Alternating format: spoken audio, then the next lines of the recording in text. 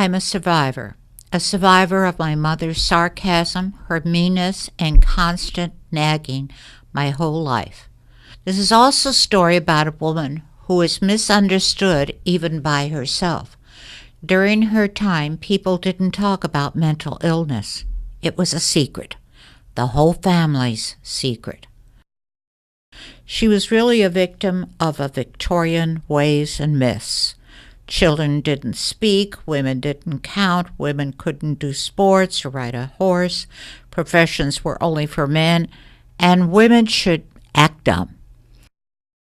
It was 1936 in Chicago, towards the end of the Depression.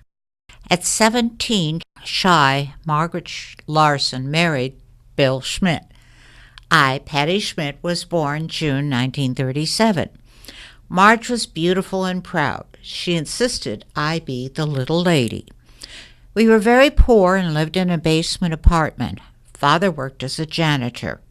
Marge thought she was a model even on my grandparents' farm with my aunts and uncles. She made us matching coats. At 5, I was worried. My parents argued a lot. Later that year, she took me and left Dad.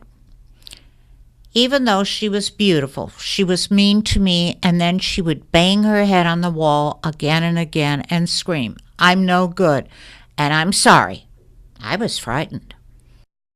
As I grew up, Mother grew bitter. She never went out. She just watched TV night after night.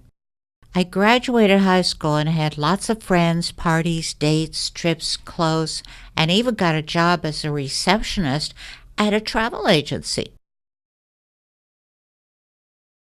Later, I married a Jewish Moroccan man, and Mother was furious because he was not tall and not the image she wanted.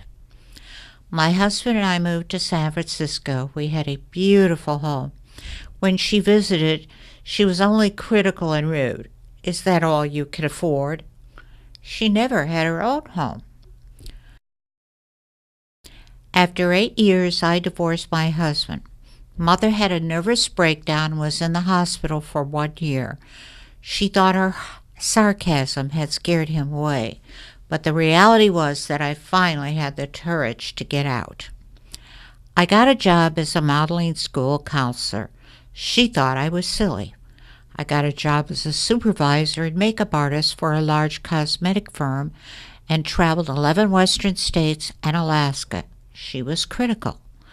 I also did little theater, TV commercials, got a certificate at UCLA in television production, and became a pilot of a Cessna 132.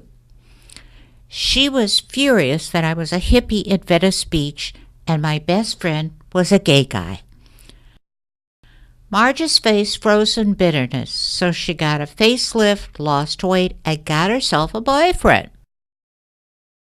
At 61, she had cancer and was given 6 months to live.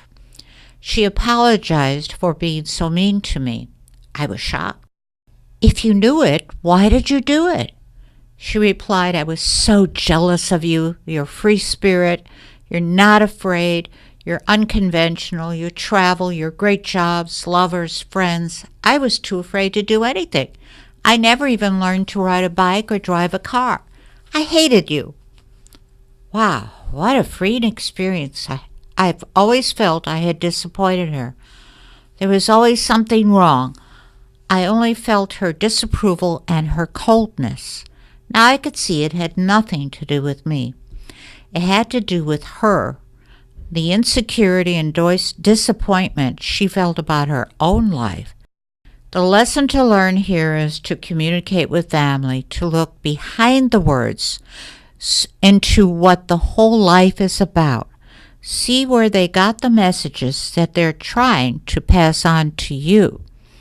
See, the larger truth really did set me free.